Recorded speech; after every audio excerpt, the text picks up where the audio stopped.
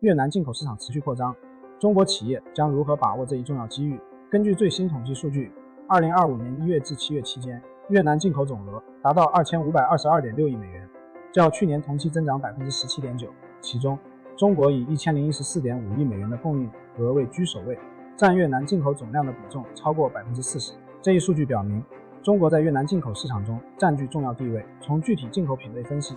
计算机、电子产品及零部件的进口需求最为突出，进口金额达817.8亿美元，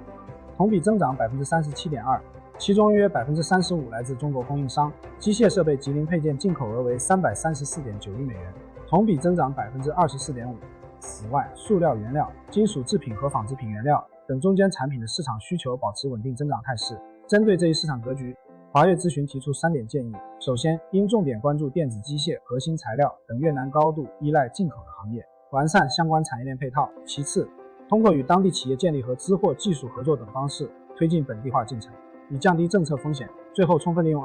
RCEP 协定规则，优化原产地布局，构建更具韧性的供应链体系。越南进口数据的持续增长，不仅反映了当地市场的需求变化，更为相关企业指明了发展方向。中国企业凭借供应链优势，通过精准布局越南市场，有望实现新的业务增长。联系我们华越咨询，可提供深入的市场分析和切实可行的实施方案。